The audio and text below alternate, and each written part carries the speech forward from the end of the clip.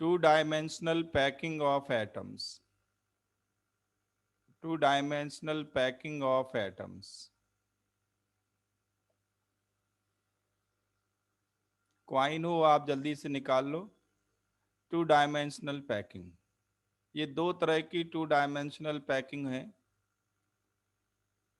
Coin है तो बनाते जाओ, फास्ट करो।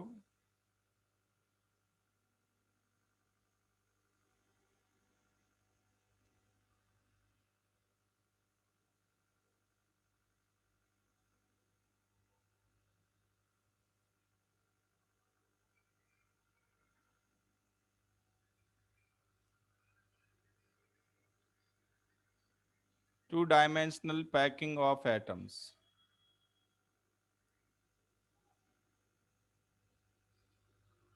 ऐसे रखना है, सेंटर टू सेंटर नीचे।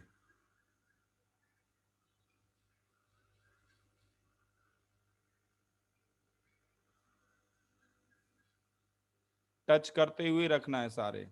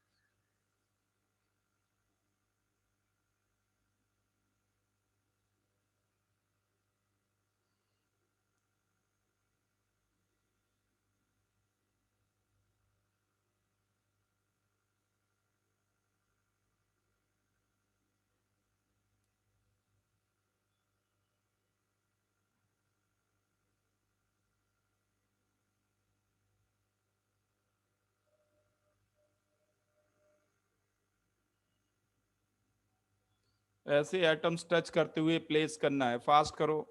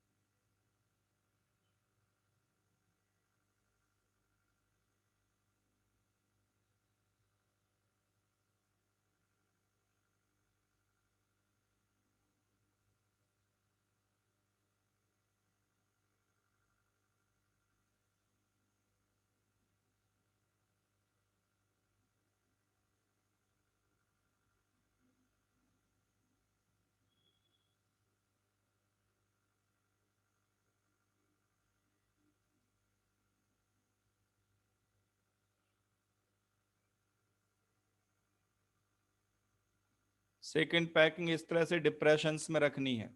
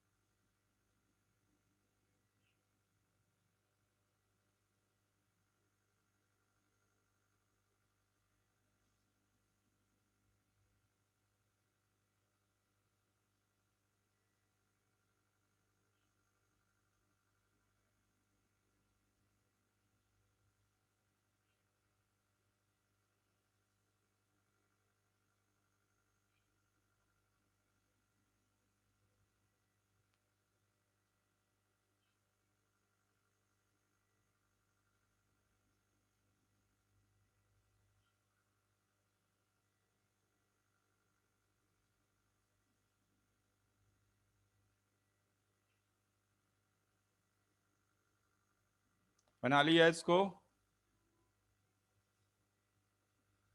अनम्यूट करके बोलते रहो यस और नो, जल्दी करो। Yes sir. Yes sir. दोनों पैकिंग बना ली? दोनों अरेंजमेंट बना ली?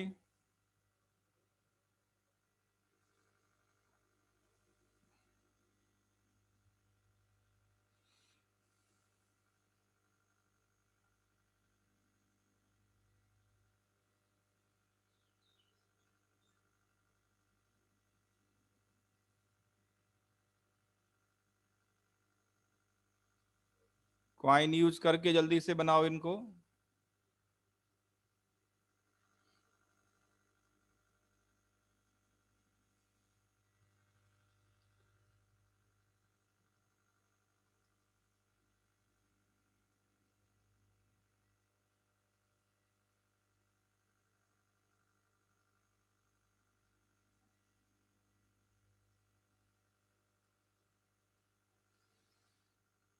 देखो अब ध्यान से, कर लिया इतना, जल्दी करो, यस और नो? Yes sir. अब ध्यान से देखो, कोई एक इंटीरियर एटम को देखो, जैसे ये एक इंटीरियर एटम है, ये और कितने एटम के कांटेक्ट में है? एक इंटीरियर एटम सराउंडिंग्स में कितने एटम के कांटेक्ट में है? एक ये है, एक ये है, 2 3 4, इनके कांटेक्ट में है। अगर इन चारों के सेंटर को मिला दिया जाए तो कौन सी ज्योमेट्री बनेगी?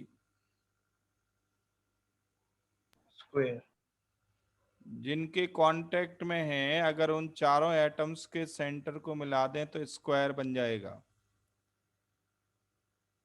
इसलिए इस पैकिंग का नाम है square close packing. Square close packing.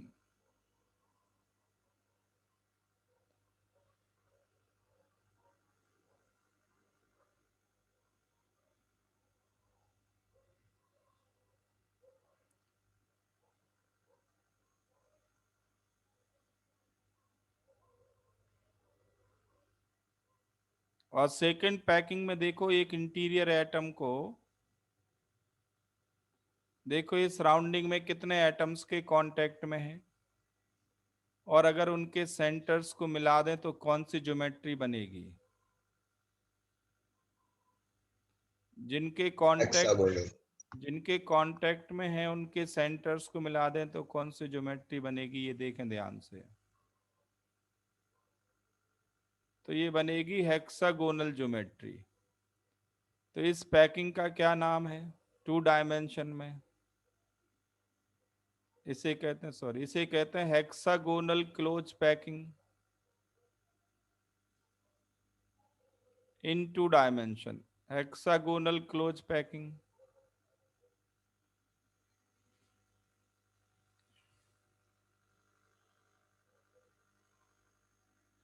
Board exam में तो यही सब लिखने को आएगा, यही फिगर बनाने को आएगा।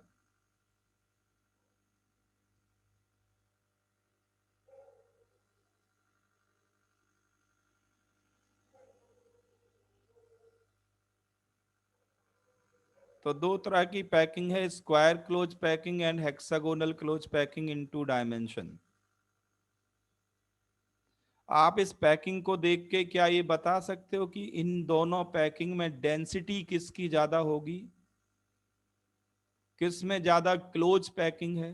हेक्सागोनल वाले। डेंसिटी होती है मास पर यूनिट वॉल्यूम। तो पार्टिकल किस में ज्यादा पास पास आ पा रहे हैं? हेक्सागोनल में। तो डेंसिटी हेक्सागोनल क्लोज पैकिंग की ज्यादा होगी।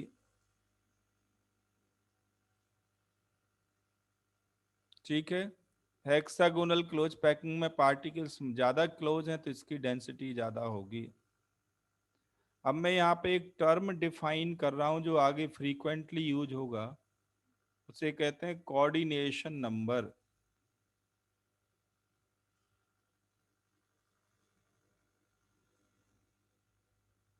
CN से लिखेंगे, coordination number.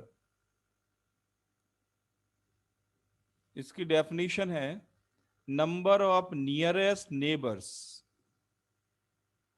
Number of nearest neighbours,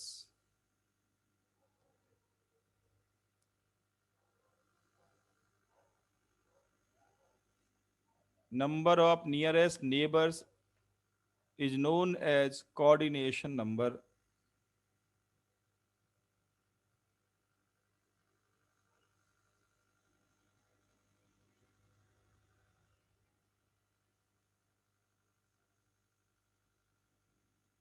तो बताओ स्क्वायर क्लोज पैकिंग में कोऑर्डिनेशन नंबर क्या है?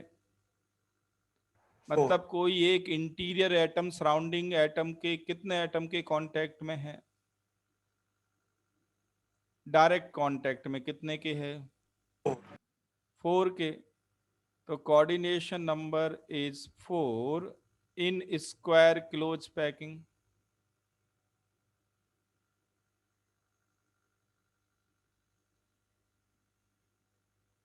और हेक्सागोनल क्लोज पैकिंग में कोऑर्डिनेशन नंबर क्या है? 6.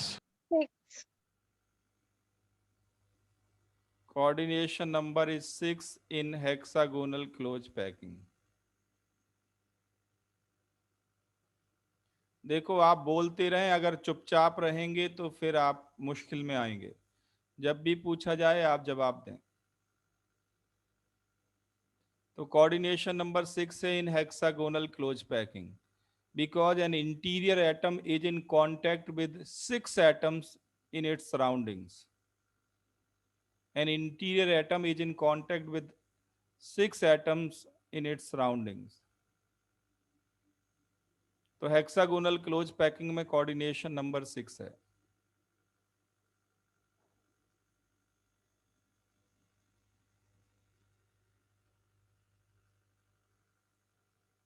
लिख लिया इतना? Yes sir. तो coordination number is number of nearest neighbours. ध्यान रखना, नियरेस्ट मतलब फर्स्ट नेबर। First neighbour. क्या आप मुझे बता सकते हो कि स्क्वायर क्लोज पैकिंग में सेकंड नियरेस्ट नेबर का नंबर क्या होगा?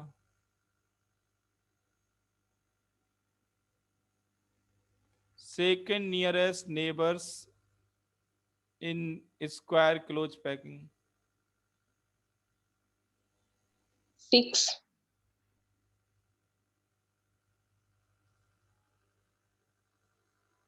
शगुन आपने फिगर बनाया ठीक से या इसी स्क्रीन को देख के बोल रही हो?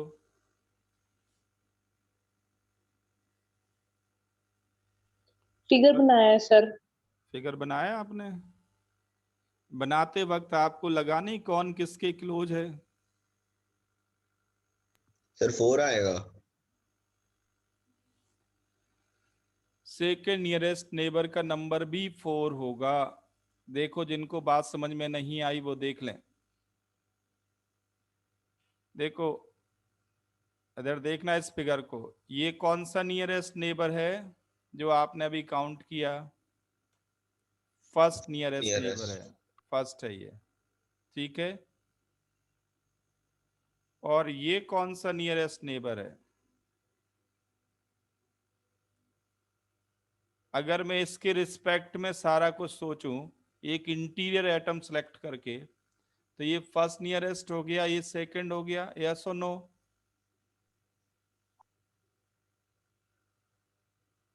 Yes. Yes sir. और ये थर्ड भी मैं बता दूं, ये थर्ड हो जाएगा अगर आप सीक्वेंस में चलें तो। यस और नो? Yes sir. तो first second third nearest neighbour पहचानना आ गया आपको? किसी एक एटम को सिलेक्ट करके उसके रिस्पेक्ट में सोचो। अब बताओ मुझे सेकंड नियरेस्ट नेबर का नंबर क्या है? स्क्वायर क्लोज पैकिंग को ध्यान से देखें।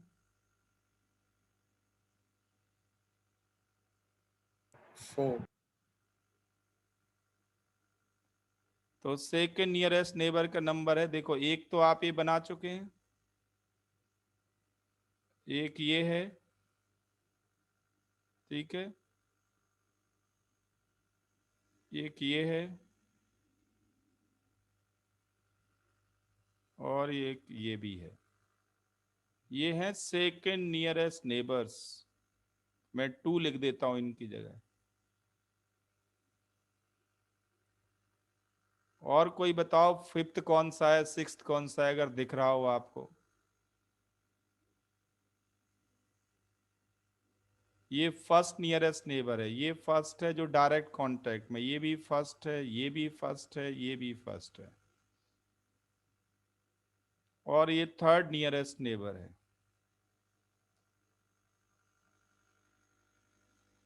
तो सेकंड नियरेस्ट नेबर का नंबर स्क्वायर क्लोज पैकिंग में कितना है? 4।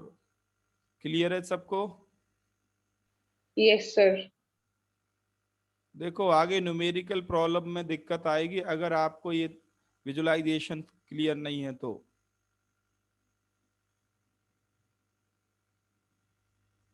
नाउ हेक्सागोनल क्लोज पैकिंग में बताओ सेकंड नियरेस्ट नेबर्स का नंबर क्या है?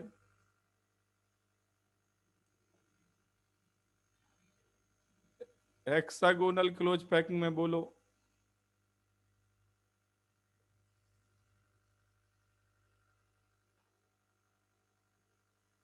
ये जो आपने अभी बनाए हुए हैं ये तो है फर्स्ट नियरेस्ट नेबर, मैं 1 लिख देता हूं।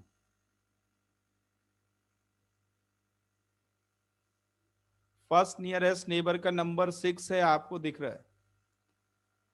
Tell me number of second nearest neighbours.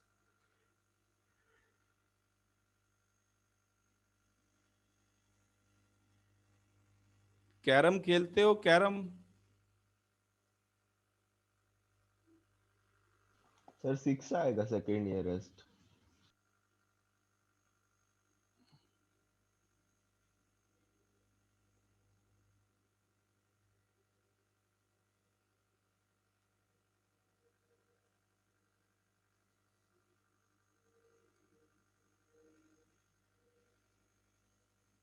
अरे फास्ट करो, वैसे ही ऑनलाइन में स्लो जाता है, आप लोग इतनी देर लगाओगे तो कैसे होगा। रेडी रहा करो पेन पेपर लेके, और मैंने कहा क्वाइन लेके रखना है इस पूरे चैप्टर में। सेकंड नियरेस्ट नेबर का नंबर मैं पूछ रहा हूं। 6।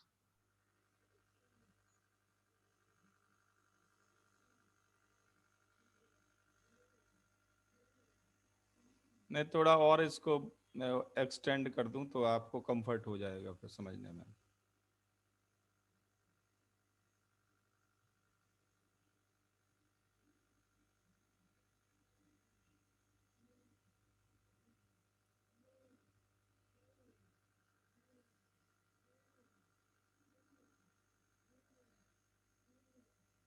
अब देखो मैं सेकंड नियरेस्ट नेबर को ब्लू कलर से कर रहा हूं, आप पहचानने की कोशिश करें कि यही सेकंड है।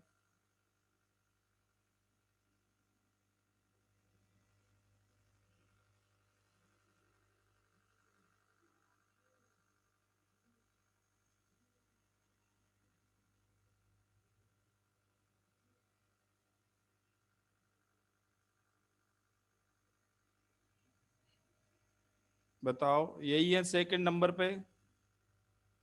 Yes sir.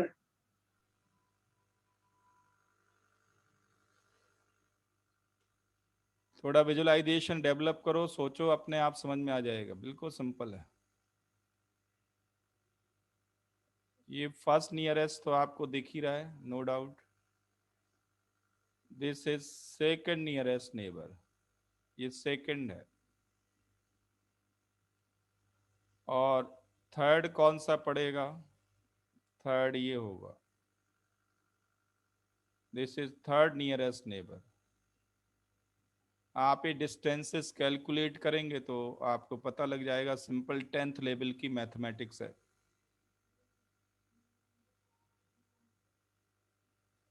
ये सेकंड नियरेस्ट नेबर है और ये थर्ड नियरेस्ट नेबर है।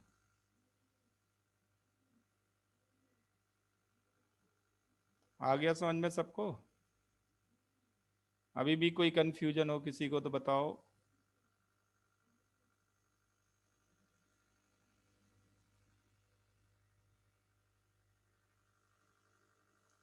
मेरी साउंड आ रही है? Yes. ज्यादातर सेकंड नियरेस्ट नेबर तक ही क्वेश्चंस आते हैं, तो सेकंड नियरेस्ट नेबर का नंबर 6 होगा। बहुत बढ़िया। नेक्स्ट देखो, नेक्स्ट देखो, आप मुझे ये बताओ कि ये जो एम्प्टी स्पेसेस हैं, एक ये एम्प्टी स्पेस दिख रहा है इधर, बहुत सारे एम्प्टी स्पेसेस हैं, और इस अरेंजमेंट में भी एम्प्टी स्पेसेस हैं, ये एम्प्टी स्पेस है।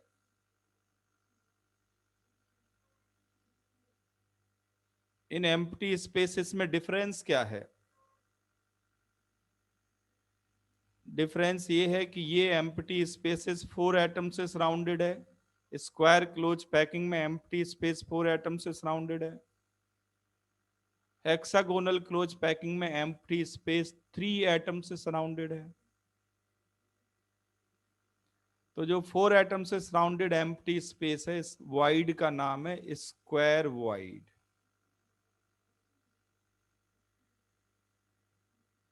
क्यों कहते हैं इसको स्क्वायर वाइड?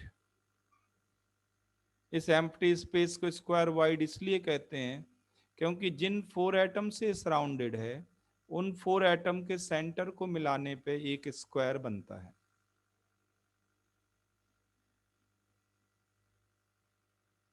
जिन 4 एटम से सराउंडेड है ये वाइड, अगर उनके सेंटर्स को मिला दें तो एक स्क्वायर बनता है, इसलिए वाइड का नाम हो गया स्क्वायर वाइड।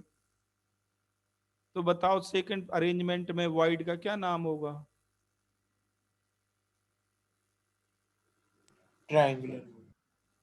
Triangular wide. विशाल ने बिल्कुल ठीक बताया, ट्राइएंगुलर वाइड।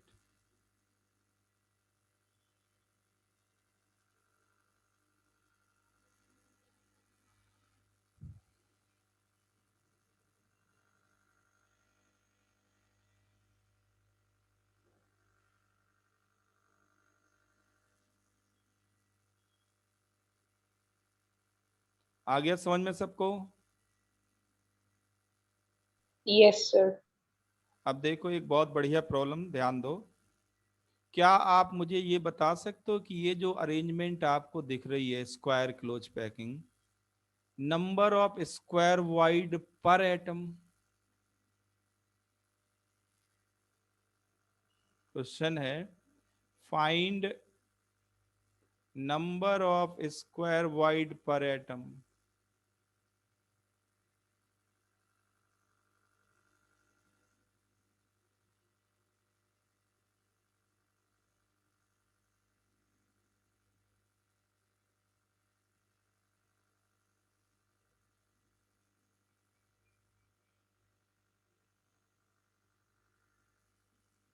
कौन सी पैकिंग में? इन स्क्वायर क्लोज पैकिंग,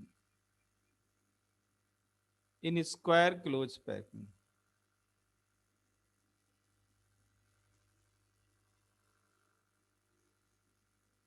बताना चाहते हो या मैं बताऊं?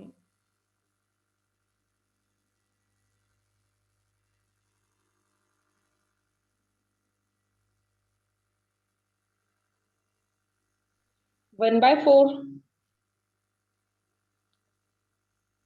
शगुन बेटा, क्वेश्चन क्या पूछा मैंने? नंबर ऑफ स्क्वायर वाइड पर एटम। सोच आप अच्छा रही हो, बिल्कुल सही डायरेक्शन में सोच रही हो, पर अभी आंसर गलत है। सर 2 आएगा। 2 भी गलत है सक्षम।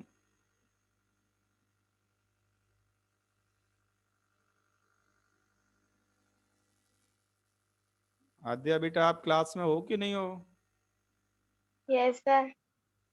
अच्छा, समझ में आ रहा है कि नहीं? हाँ। चलो ठीक है।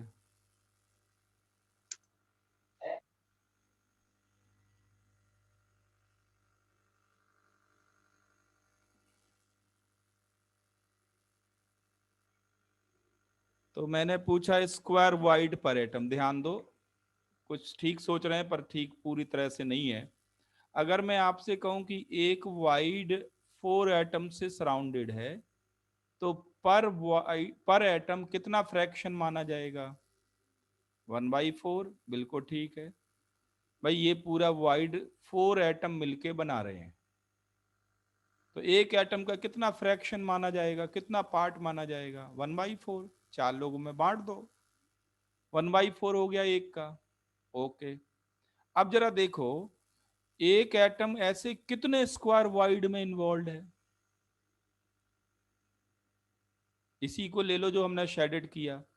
1 2 3 4 वाइड में इन्वॉल्व है कि नहीं एक एटम। तो जरा सोचो 1/4 1/4 1/4 1/4, चार जगह 1/4 1/4 1/4 है, तो इफेक्टिवली कितना वाइड होगा पर एटम। 1. 1.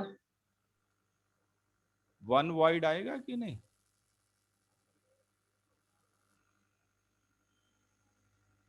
तो इसका आंसर होगा 1। ये समझ में आ गया सबको।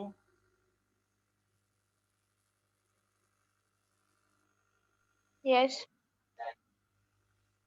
There will be 1 square wide per atom in square close packing। बहुत बढ़िया। अगर मैं सेम प्रॉब्लम इसमें पूछूं हेक्सागोनल क्लोज पैकिंग में तो 2. तब 2 आंसर आएगा। विशाल ने बिल्कुल सही कहा। देखो एक वाइड बनाने में 3 एटम इन्वॉल्व हैं, तो एक वाइड के लिए कितना, एक एटम के लिए कितना पार्ट माना जाएगा वाइड का 1. पर एटम 1/3। सिंपल है, तीन पार्ट्स में डिवाइड कर दिया 1/3 हो गया। अब जरा सोचो एक एटम ऐसे कितने ट्राइंगुलर वाइड बनाने में इन्वॉल्व है। 6. एक एटम कितने ट्राइंगुलर वाइड बनाने में इन्वॉल्व है, तो आंसर है 6। देखो एक इंटीरियर एटम लेके 1 2 3 4 5 6, तो जरा देखो आप 1 2 3 4 5 6 में इन्वॉल्व है, तो 1/3 1/3 1/3 1/3 1/3 1/3 6 टाइम्स कर दो, तो 1/3 इंटू 6 क्या आ जाएगा। So there are 2 triangular wide per atom, 2 triangular wide per atom in hexagonal close packing।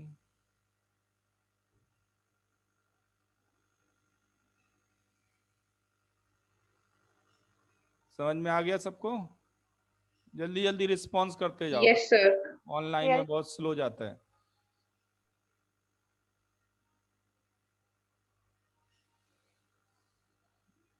Okay, एक और प्रॉब्लम, बहुत बढ़िया न्यूमेरिकल प्रॉब्लम है, कंपटीशंस में आती रहती है। आप मुझे बताओ स्क्वायर क्लोज पैकिंग में कितना परसेंट एरिया ऑक्यूपाइड है, या कितना फ्रैक्शन ऑफ एरिया ऑक्यूपाइड है। Find fraction of area occupied in square close packing।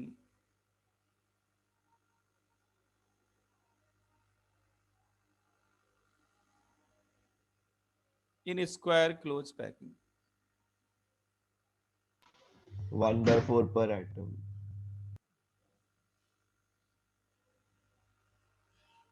कितना, फिर से बोलो बेटा, क्या बोला सक्षम। फिर 1/4 होएगा ना, जो फिर 4 बनेगा तो 1 बना लेंगे। नहीं, आपको क्वेश्चन समझ में नहीं आया बेटा। Fraction of area occupied by atom in square close packing. Fraction of area occupied का मतलब है फ्रैक्शन किसी चीज का कैसे निकालते हैं, जरा सोचो। Fraction of area occupied equal to हो जाएगा area occupied divided by total area. अगर परसेंट में निकालना है तो 100 से मल्टीप्लाई कर देंगे। ये आपको निकालना है। क्वेश्चन समझ में आया बेटा। Yes sir. Fraction of area occupied equal to area occupied divided by total area.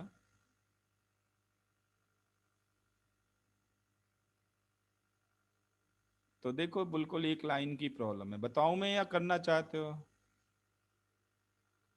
Simple problem है। देखो, जैसे मान लीजिए कि ये वॉइड हमने इन 4 एटम से मिलकर बनाया, ये जो सिलेक्ट किया इसी को ले लो। इस स्क्वायर का एरिया क्या होगा अगर मैं कह दूं कि एटम की रेडियस r है? एटम की रेडियस r है तो इस स्क्वायर का एरिया क्या होगा बताओ भाई? 2r into 2r, side multiplied by side, क्या हो जाएगा? 4 hours. 4r स्क्वायर हो जाएगा कि नहीं? यस और नो? Yes. सर। तो जो इस वाइड है, वाइड को इंक्लूड करके, 4 एटम के सेंटर को इंक्लूड करके 4r स्क्वायर, तो टोटल एरिया हो गया। आउट ऑफ दिस एरिया कितना ऑक्यूपाइड है जरा देखें। एक ये पार्ट ऑक्यूपाइड है कितना? 1/4. 1/4। एक ये ऑक्यूपाइड है कितना? 1/4। एक ये ऑक्यूपाइड है 1/4। ये कितना ऑक्यूपाइड है? यही तो ऑक्यूपाइड है, ये खाली है बीच में। इस पूरे स्क्वायर का इतना पार्ट ऑक्यूपाइड है, तो ये 1/4 1/4 1/4 एरिया बनेगा हर एक एटम का। मतलब इफेक्टिवली 1 एटम के बराबर एरिया ऑक्यूपाइड है। और एक एटम का एरिया क्या होता है बताओ जरा? अगर ये 2 डायमेंशन में बात करें, सर्किल का area, Pi r. Pi r square. Circle का एरिया होता है पाई आर स्क्वायर। बेटा आर कैंसिल हो जाएगा, क्या आ गया? π/4, ये फ्रैक्शन आ गया। तो π/4 fraction is occupied in square close in square close packing.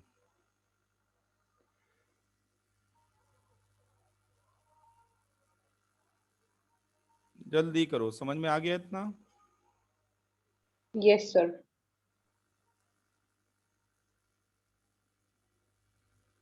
अब हेक्सागोनल क्लोज पैकिंग में अपने आप कर लोगे सारा? Yes. यही Yes. एरिया निकालना है, निकाल लोगे? तरीका समझ में आ गया? Yes. तो देखो, 2 डायमेंशनल पैकिंग में इससे बाहर क्वेश्चन नहीं जाने। बोर्ड एग्जाम में यही बनाने को आएगा, यही लिखने को आएगा। कंपटीशन में ऑब्जेक्टिव फॉर्म में क्वेश्चन आ जाएगा, बस इतना ही है। तो ये तो 2 डायमेंशनल पैकिंग है। एनसीईआरटी में आपको मिल जाएगी एक एक लाइन, ठीक है। अब हम आएंगे 3 डायमेंशनल पैकिंग में। Write down 3 dimensional packing. इस 2 डायमेंशनल पैकिंग का एनिमेशन तो नहीं देखना, ये तो बहुत आसान है, 3D का देखेंगे। No, sir. टाइम बहुत लग जाता है नहीं तो। Write down 3 dimensional packing.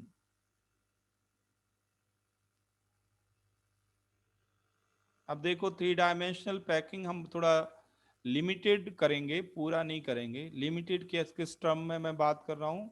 आपके सिलेबस के टर्म में।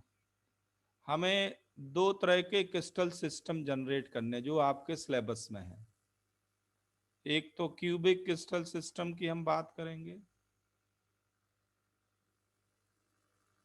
क्यूबिक क्रिस्टल सिस्टम में 3 तरह के स्पेस लैटिसेस, कौन कौन से?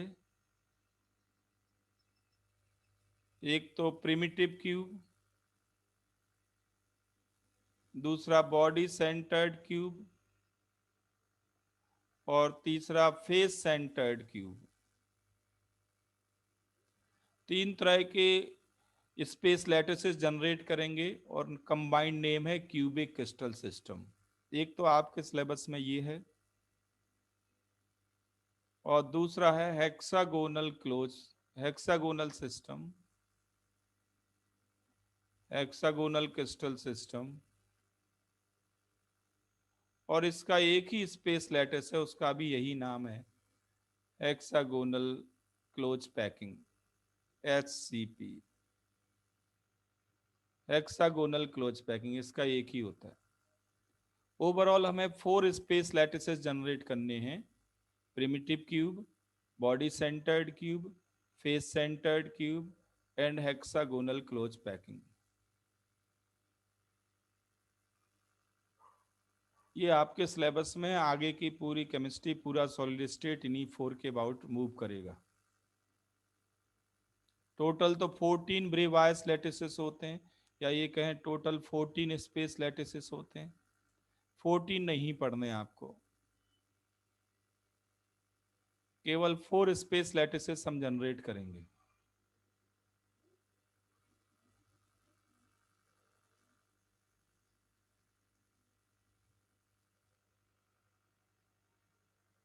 ठीक है, तो सबसे पहले मैं बात करूंगा क्यूबिक क्रिस्टल सिस्टम की, और क्यूबिक क्रिस्टल सिस्टम में भी प्रिमिटिव क्यूब या सिंपल क्यूब जनरेट करेंगे।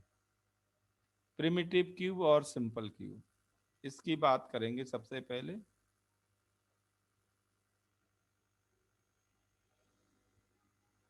ठीक है, क्यूबिक क्रिस्टल सिस्टम।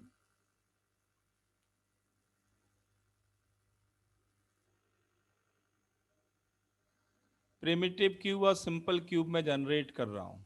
ठीक है, आपके पास कॉइन है तो आप उसको यूज करें जल्दी से, और बिल्कुल सेम अरेंजमेंट बना लें जो 2 डायमेंशन में स्क्वायर क्लोज पैकिंग आपने बनाई थी। जल्दी से जल्दी बनाएं, दोबारा बनाएं।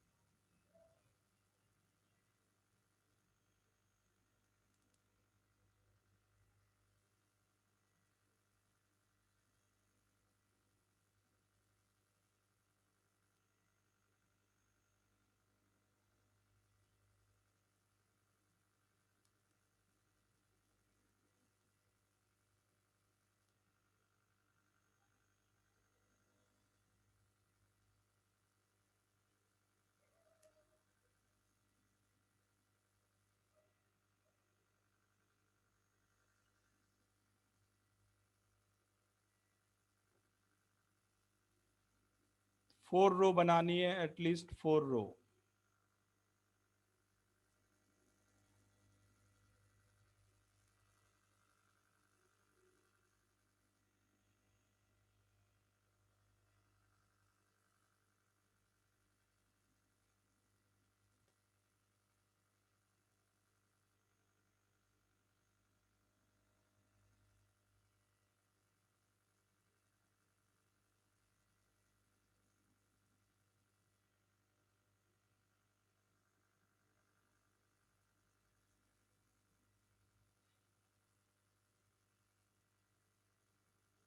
बना लो, जल्दी करो।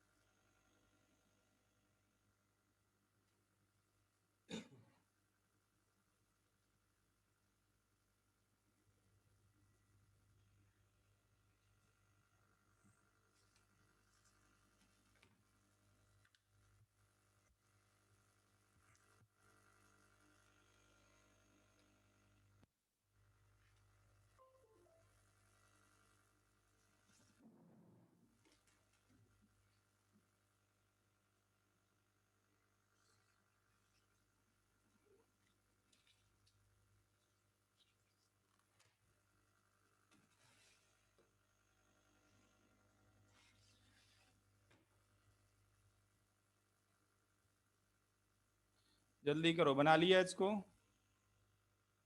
Yes. Yes, sir.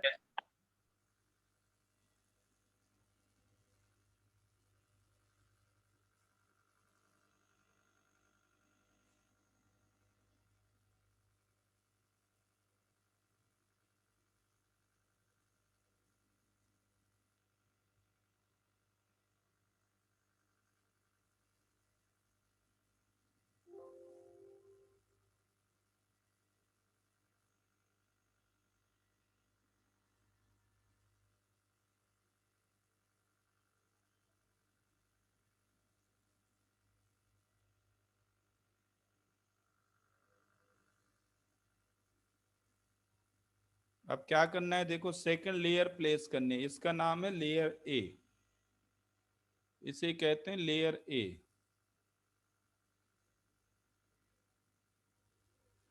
ये है layer A.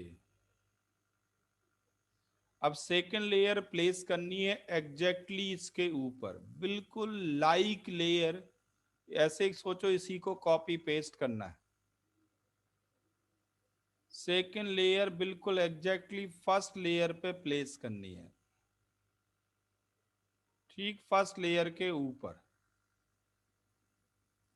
Repetition of first layer.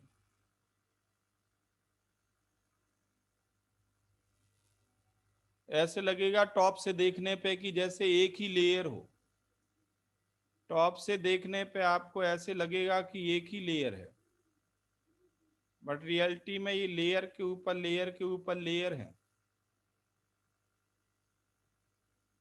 तो आपके पास अगर डिफरेंट कलर का पेन है तो उसके अंदर डॉट डॉट करके आप बना सकते हो। आप इस तरह से दिखा सकते हो, सिंपली डॉटेड फॉर्म में। लेयर के ऊपर ठीक लेयर प्लेस करनी है, इसको कॉपी करके उसके ऊपर ही पेस्ट कर देना है। ये सोचो आप।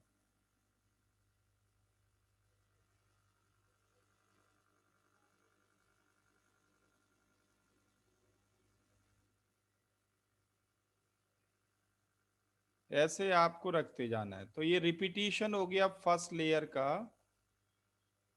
ठीक कॉपी करके उसके ऊपर ही पेस्ट कर दिया। इसका नाम भी लेयर ए ही होगा। जब टॉप से देखने पे लाइक आए बिल्कुल लेयर, सेंटर्स वर्टिकली डाउन हो, तो सेम नेम होता है। ऐसी लेयर के ऊपर लेयर के ऊपर लेयर रखते चले जाना है। करो जल्दी से जल्दी।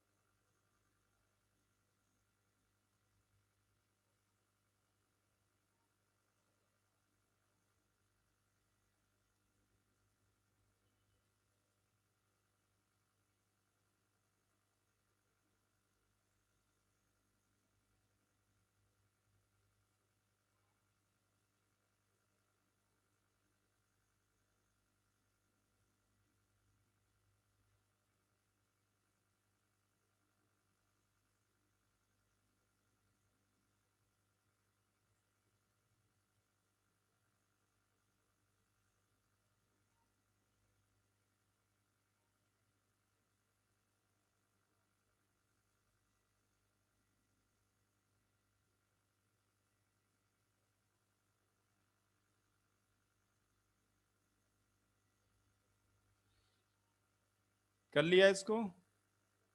Yes. Yes, sir. Yes. अब देखो, मैं एक स्क्रीन शेयर कर रहा हूं आपके साथ, दूसरी। ये देखो, आपको दिख रहा है? आप ये क्लियर? यस और no? Yes, sir. Yes sir. ये है 2 डायमेंशन में square close packing. Square close packing in 2 dimension. ठीक है, एक लेयर है ये। आप देखें तो इस तरह से एटम अरेंज्ड है। ये मैंने अभी जो बनाया हुआ था वो टॉप व्यू था। टॉप से देखोगे तो ऐसे दिखेगा। ठीक है, ये लेयर अरेंज्ड है। फ्रंट से देखोगे तो ऐसा लगेगा कि एक ही लाइन है जैसे। तो ये है एक लेयर जिसका नाम हमने रखा लेयर ए। अब मैं कह रहा हूं कि इसको कॉपी पेस्ट करना है, इसको कॉपी पेस्ट करना है और कुछ नहीं करना।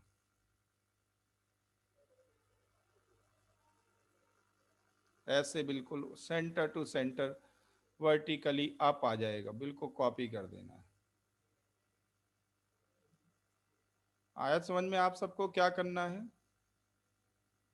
Yes. टॉप से देखने पे तो लगेगा जैसे एक ही लेयर है, लेयर एग्जैक्टली वर्टिकली डाउन होंगी। तो इस अरेंजमेंट का नाम क्या है, इस पैकिंग का नाम क्या है? A type of packing. A type of packing. बस इसका रिपीटिशन होता जा रहा है, रिपीटिशन होता जाएगा। तो इस पूरी अरेंजमेंट का नाम क्या होगा? A type of packing. Visualise हो रहा है आप सबको? Centre to centre vertically down lie करेंगे।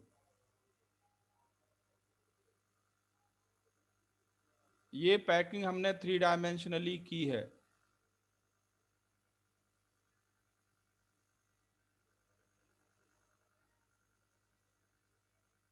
ठीक है, अब इस पैकिंग में हम स्मॉलेस्ट ज्योमेट्री सिलेक्ट करने जा रहे हैं। इस पैकिंग में स्मॉलेस्ट ज्योमेट्री सिलेक्ट करने जा रहे हैं और उस स्मॉलेस्ट ज्योमेट्री का नाम होगा यूनिट सेल। जरा सोचो, इस पूरे पैकिंग को जनरेट करने के लिए कौन सी ज्योमेट्री सिलेक्ट करेंगे जिसकी स्टडी आसान हो?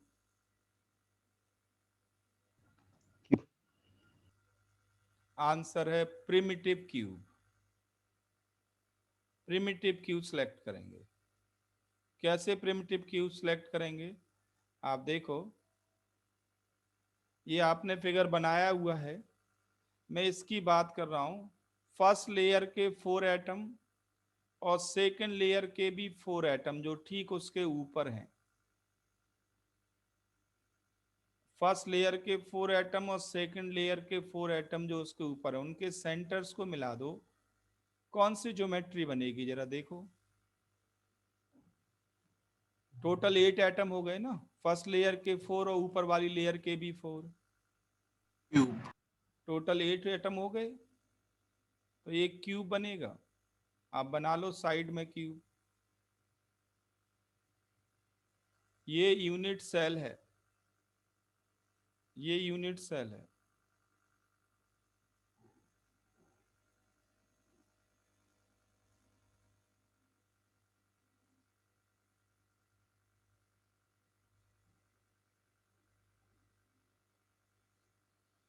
फर्स्ट लेयर के 4 एटम ये मैं ऐसे प्लेस कर रहा हूं, थोड़ा दूर दूर आपस में टच कर रहे हैं नो डाउट, पर मैं थोड़ा दूर दूर रखा हूं क्लैरिटी के लिए।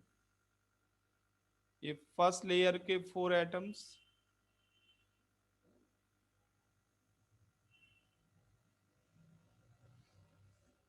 फर्स्ट लेयर के 4 एटम्स और ठीक उनके ऊपर प्लेस हैं सेकंड लेयर के 4 एटम्स। ये यूनिट सेल है, ये 3 डायमेंशनल यूनिट सेल है और इसको कहते हैं प्रिमिटिव क्यूब।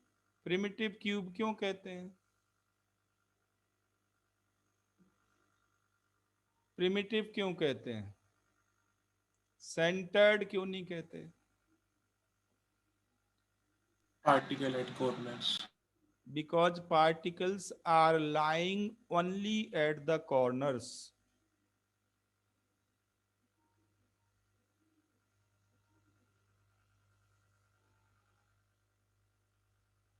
तो इस पूरी पैकिंग का नाम है, इस पैकिंग को कहते हैं ए type of packing.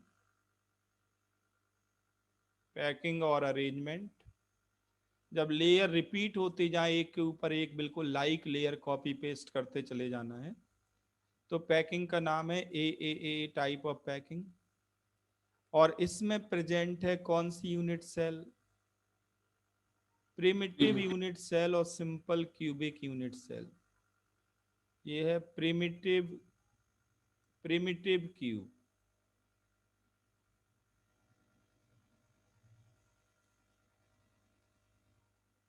Unit cell. अगर आप इस यूनिट सेल को रिपीट कर दें along x axis and along y axis and along z axis, तीनों डायरेक्शन में अगर आप इसको रिपीट कर दें तो ये पूरा का पूरा पैटर्न जनरेट हो जाएगा, पूरी पैकिंग जनरेट हो जाएगी, और पूरी पैकिंग को नाम देते हैं स्पेस लैटिस। तो यूनिट सेल के रिपीटिशन से क्या जनरेट होगा? Space lattice, 3 dimensional arrangement.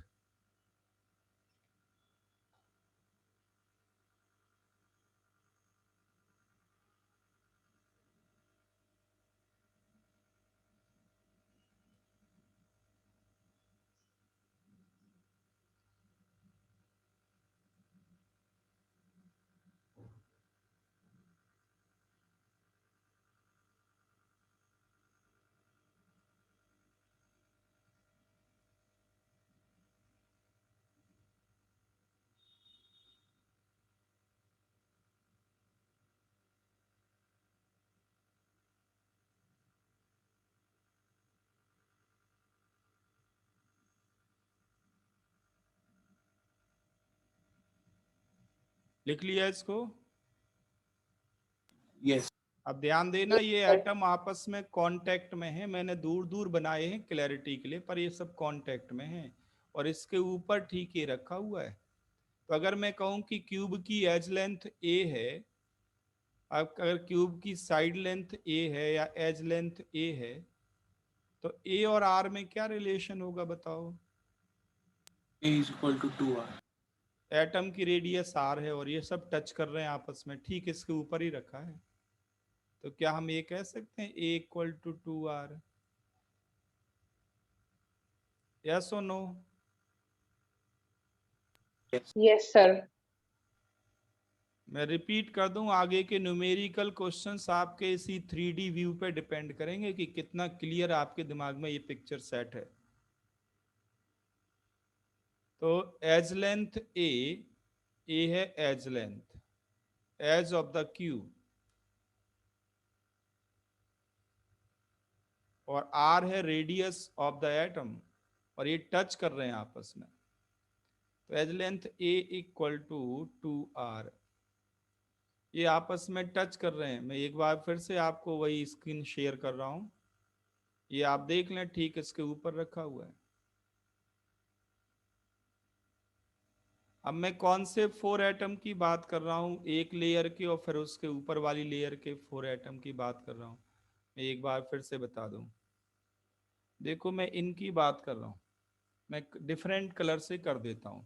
जैसे मान लीजिए मैंने ये एटम लिया एक, ठीक है, एक ये एटम लिया एक लेयर का, एक ये एटम लिया,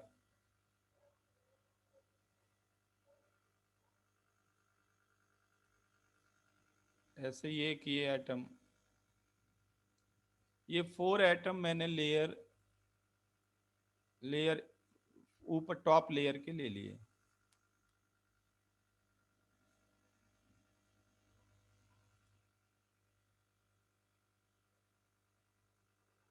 विजुलाइज हो रहा है आप सबको? Yes.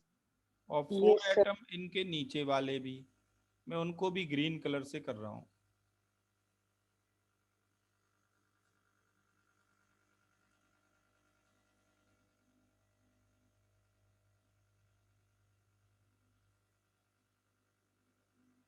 ठीक, इसके ऊपर वापस रख देता हूं मैं, ठीक है, ऐसे है। तो इन 8 एटम्स को लेके मैंने क्या बना दिया? एक क्यूब।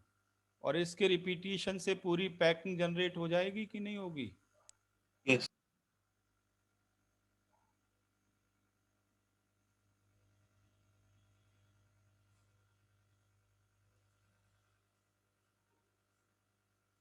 ये है यूनिट सेल। इन 8 एटम्स के सेंटर को आप मिला दें, क्या बन जाएगा? इन 8 एटम के सेंटर को आप मिला दें, क्या बन जाएगा? Cube, primitive cube. क्यूब बन जाएगा कि नहीं? और ये ठीक इसके ऊपर रखा हुआ है, तो edge length A, centre to centre edge length A cube की किसके बराबर आएगी बताओ? 2R। 2r के बराबर।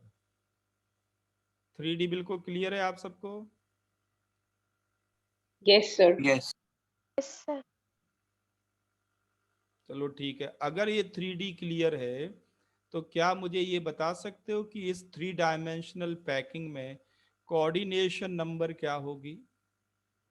कोई एक इंटीरियर एटम सराउंडिंग्स में टोटल कितने एटम को टच कर रहा है? 6.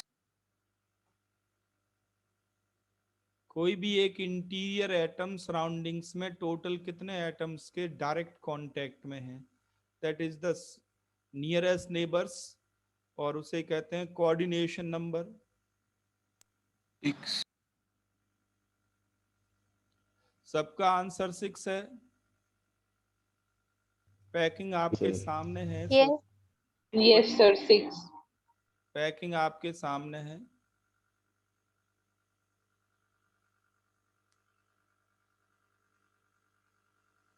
अलग अलग एंगल से आप इसको, नहीं सर 6 नहीं आएगा अलग अलग एंगल से आप इसको देख सकते हैं। सर, 4 आएगा, 6 नहीं है।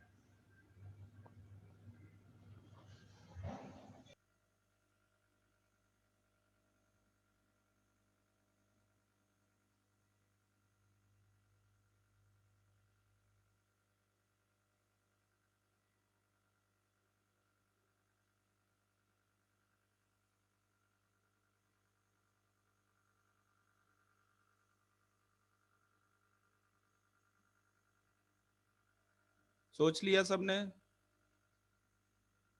Yes. तो करेक्ट आंसर 6 ही है। करेक्ट आंसर 6 है। अच्छा देखो, कॉमन सेंस एक अप्लाई करो, ध्यान दो। अगर मैं आपसे पूछूं कि जो ये एक लेयर आपको दिख रही है, एक लेयर में कितने एटम के कांटेक्ट में है? कोई भी एक atom with in one 4. Layer. 4 के साफ दिख रहा है, 1 2 3, कोई भी एक ले लो। ठीक है, जैसे मैं किसी एक को ले लेता हूँ, एक को डिफरेंट कलर करता हूँ। ये मैंने कोई ले लिया एक, या ऐसा करते हैं एक इंटीरियर एटम लेते हैं, एक इंटीरियर लेते हैं, इसके अंदर वाला लेते हैं। ठीक है, मुझे बताओ ये जो मैंने अंदर वाला एटम सेलेक्ट किया है, ये टोटल कितने के कांटेक्ट में है? अब आप, ये अंदर वाली लेयर का है, अपनी लेयर के कितने के कांटेक्ट में है? 4। ऊपर वाले कितने के कांटेक्ट में है? इस जो रखा है ऊपर वो एक नीचे आएगा। टोटल कितने के कांटेक्ट में है?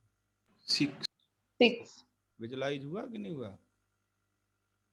नहीं हुआ विजुलाइज। अच्छा देखो, मैं इसको बिल्कुल ओपन कर देता हूँ, कोई बात नहीं, मैं एक लेयर हटा देता हूँ।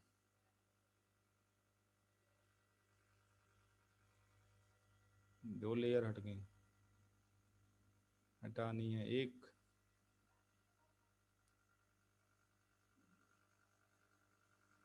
एक लेयर मैंने हटा दी। अब अंदर वाला एटम देखना आप, जो हमने ब्लू किया उसको देखेंगे।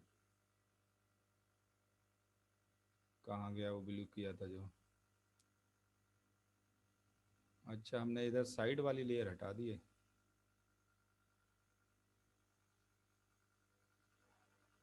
इधर से दिखेगा वो। हाँ देखो, ये कितने के टच में है? अपनी लेयर के कितने के टच में? 4. 1 4. 2 3 4। एक नीचे, और एक ये जो लेयर मैंने हटाई वो, ये जो लेयर हटाई है वो इसके ऊपर है। ये दिख रहा है आपको? फिर से देख लो एक बार, ये वाला या इसकी कोऑर्डिनेशन नंबर देखो तो 4 अपनी लेयर में, एक नीचे और एक कहाँ आएगा? ये ऊपर आ जाएगा उसके, आएगा कि नहीं? Yes. Yes. ये तो और ज्यादा ही हट गए। चलो कोई बात नहीं, समझ में आ गया कि नहीं आपको? Yes. Yes. Yes, sir. तो कोऑर्डिनेशन नंबर होगी 6, कोऑर्डिनेशन नंबर 6 होगी। अब मैंने आपको 3D दिखा दिया, अब एक प्रॉब्लम आप एक्सरसाइज खुद करेंगे। कोऑर्डिनेशन नंबर 6 है, पर एक क्वेश्चन और लिख लो। क्या आप बता सकते हो सेकंड नियरेस्ट नेबर का क्या नंबर होगा? लिख लो। इस पैकिंग को आप एक बार विजुलाइज करो और सोचो कि सेकंड नियरेस्ट नेबर्स का नंबर क्या होगा।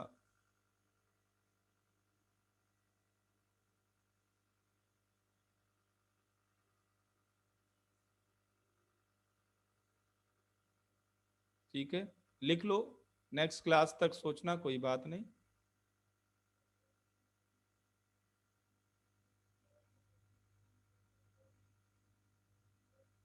ठीक है, चलो अब नेक्स्ट करते हैं। ये तो हमने जनरेट किया प्रिमिटिव क्यूब। प्रिमिटिव क्यूब से रिलेटेड बातें समझ में आ गई आप सबको?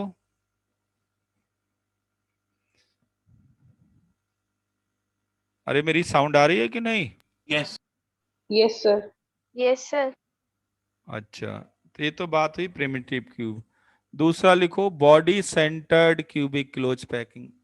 बॉडी सेंटर्ड, ये भी आसान है, ये जल्दी हो जाएगा। लिखो body centred cubic close packing.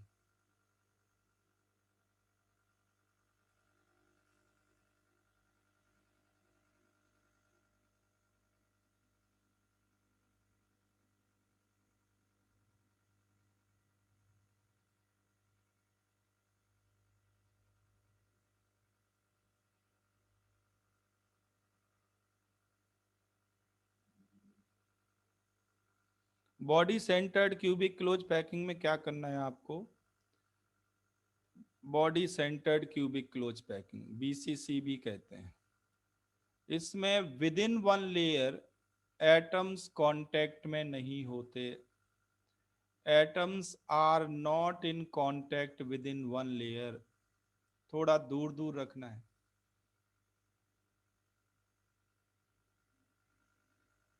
थोड़ा गैप दे के रखना।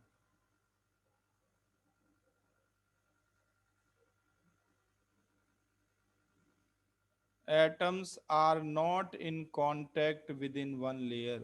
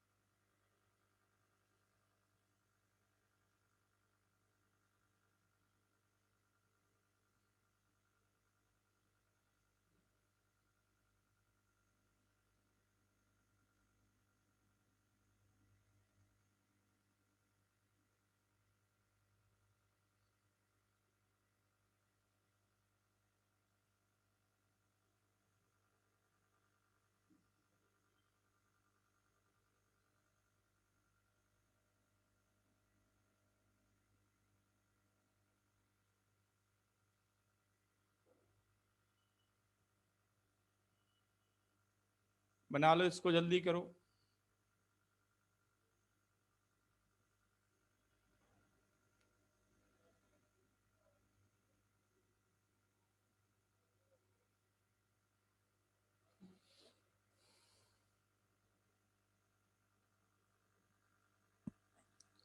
बना लिया?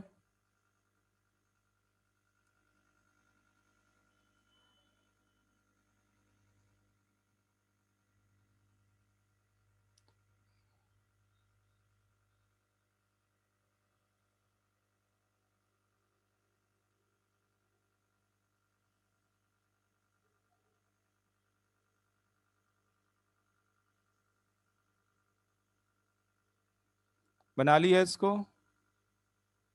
Yes, sir. Yes.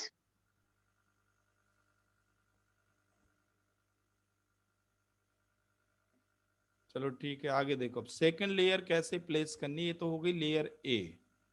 Second layer first layer से डिफरेंट होती है, और इन 4 एटम के जो बीच में डिप्रेशन बनेगा वहां पे रखनी है सेकंड लेयर।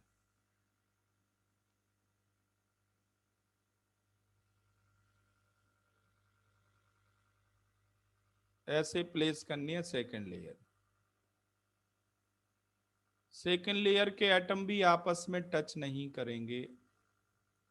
सीधा पॉइंट ये है कि within one layer atoms are not in contact. Within one layer atoms are not in contact. But अगर मैं ये पूछूं कि सेकंड लेयर का एक एटम फर्स्ट लेयर के कितने एटम को टच कर रहा है, बता सकते हो? 4, सेकेंड लेयर का एक एटम फर्स्ट लेयर के 4 एटम्स को टच कर रहा है। इस पैकिंग में ये साफ दिख रहा है, जिन 4 के ऊपर ये रखा गया है, जिन 4 के डिप्रेशन में ये रखा गया, उन सबको टच करेगा।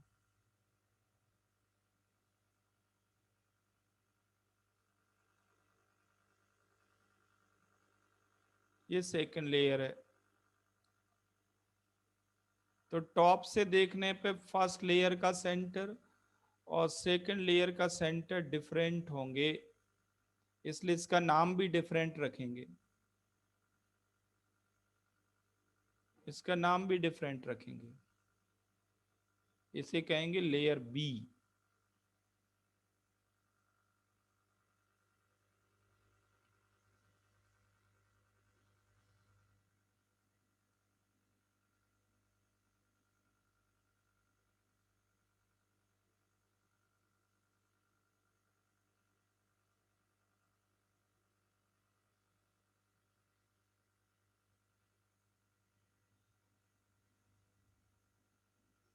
ये है लेयर बी।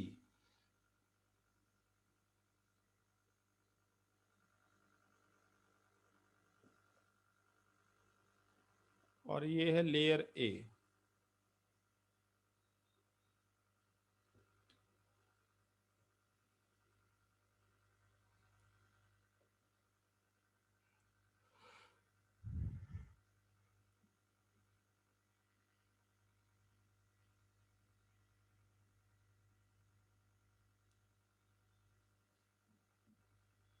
बना लो इसको, जल्दी करो।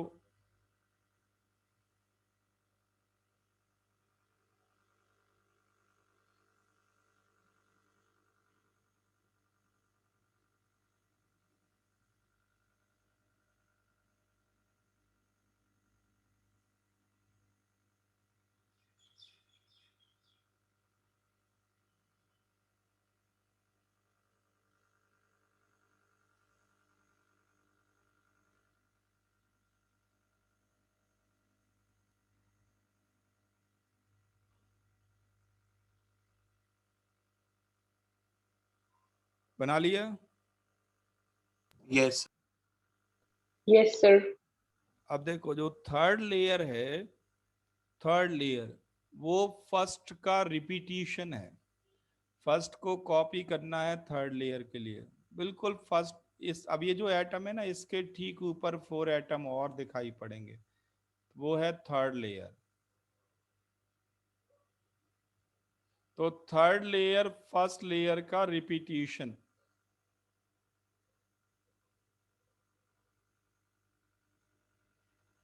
थर्ड लेयर फर्स्ट लेयर का repetition.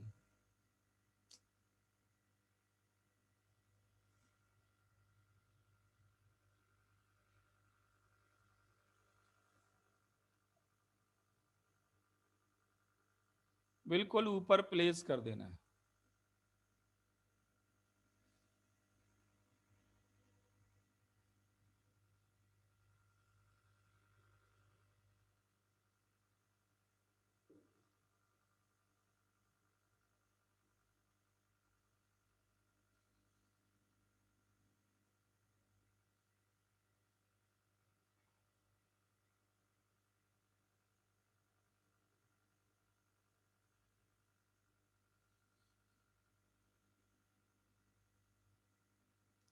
Third layer first layer का रिपीटिशन। विजुलाइज हो रहा है आप सबको? Yes. Third layer first layer का रिपीटिशन।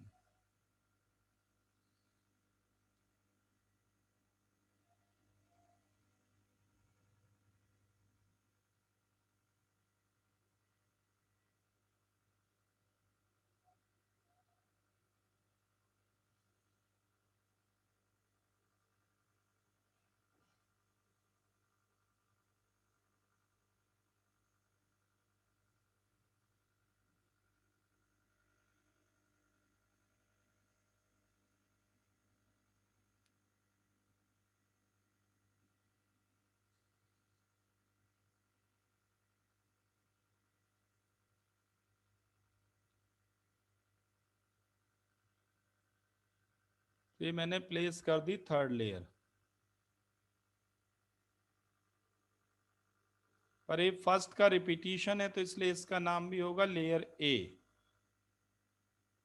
इसका नाम भी होगा लेयर ए।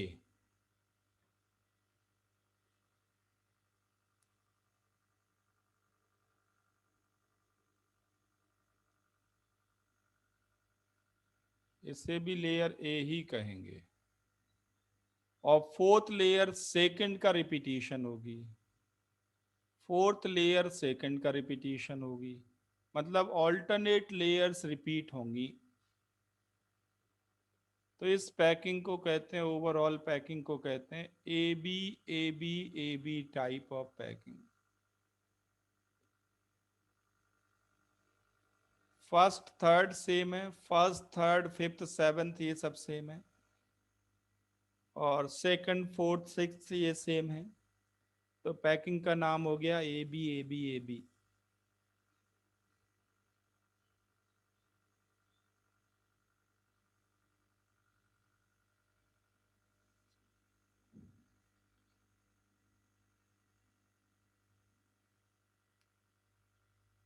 विजुलाइज हो रही है आपको पैकिंग?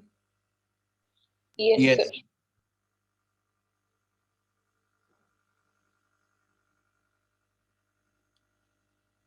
अब इस पैकिंग में यूनिट सेल सिलेक्ट करना है।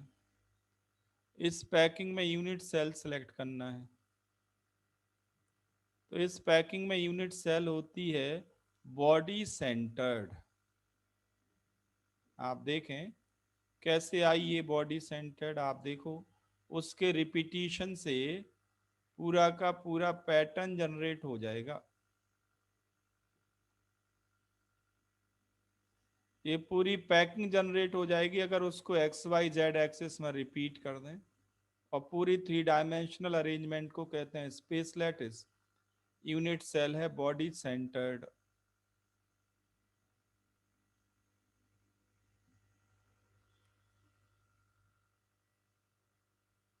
तो देखो फर्स्ट लेयर के 4 एटम्स ये हैं।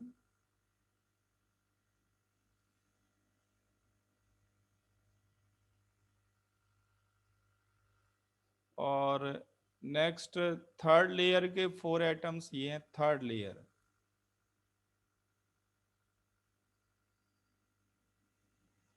और सेकेंड लेयर का एक ही एटम लेना है जो बिल्कुल इसके सेंटर पे दिखेगा।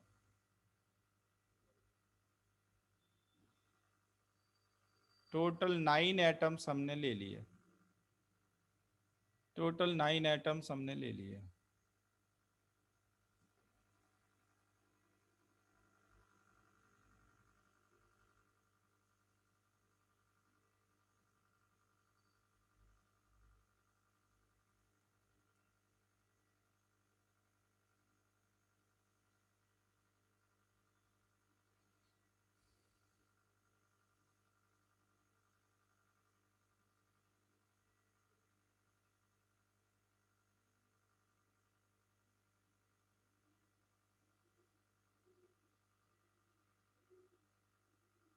तो ये यूनिट सेल है body centred unit cell.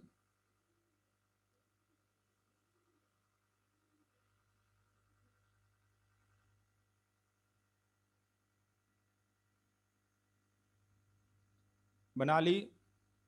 Unit cell बना लिया आपने? Yes, Yes, sir. अब देखो मैं इसको कंपेयर कर रहा हूँ। ये जैसे एटम नंबर 1 है, ये 2 है, ये 3 है, ये 4 है, ये लेयर 1 के हैं, वो ये हैं 1 2 और ये 3 और ये अंदर की ओर है 4। विजुलाइज हो रहा है आपको? और ये है एटम नंबर 5 लेयर बी का, एक ही एटम मैंने लिया, वो है ये एटम नंबर 5। ऊपर वाले जो एटम हैं ये से 4 5 6 7, तो ऐसे सोचो, ये 4 नहीं 5 तो रिपीट हो गया, 5 नहीं कोई और नाम रख दो, 4 भी रिपीट कर दिया, 5 तक तो हो ही गया था।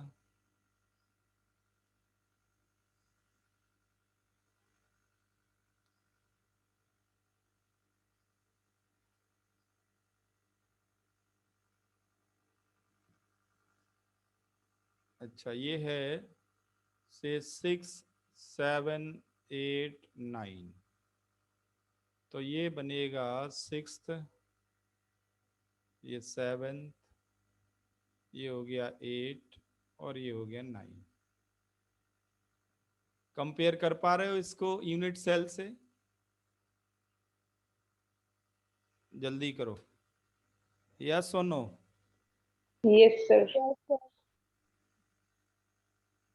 तो ये है body centred cubic close packing, और इसमें 2 पॉइंट लिख लो फिर आपको फ्री करता हूँ। एक तो ये है कि कोऑर्डिनेशन नंबर इसमें 8 होगी, कोऑर्डिनेशन नंबर 8 होगी अगर आप ये इंटीरियर एटम ले लें, एटम नंबर 5, तो अपने नीचे वाली लेयर के 4 एटम्स को टच करेगा, अपने ऊपर वाली लेयर के 4 एटम्स को टच करेगा, अपनी लेयर में किसी को भी टच नहीं करेगा। With in 1 layer atoms contact में नहीं है। तो कोऑर्डिनेशन नंबर 8 होगी 4 atoms layer below, 4 atoms layer above. और दूसरा पॉइंट है कि ये टच करेगा बॉडी डायगोनल, ये आपस में कांटेक्ट में है। एजेस के लॉन्ग एटम टच नहीं कर रहे, एटम नंबर 3 और एटम नंबर 9 टच नहीं कर रहे हैं, atom number 4 atom number 8 touch नहीं कर रहा, एटम नंबर 1 2 3 4 के ऊपर रखा हुआ है 5, तो 5 इन सब को टच कर रहा है, 1 2 3 4 को भी, 7 8 9 को भी। तो बॉडी डायगोनल की लेंथ होती है क्यूब में √3a, पाइथागोरस थ्योरम से निकाल सकते हैं। बॉडी डायगोनल की लेंथ होती है √3a, और ये हो जाएगी रेडियस के टर्म में 4r के बराबर। ये r, ये पूरा 2r और यहाँ भी r, तो √3a = 4r।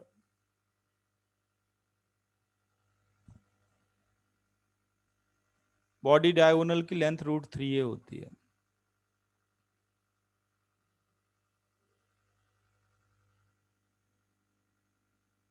आ गया समझ में इतना सबको? Yes, sir. Yes, sir.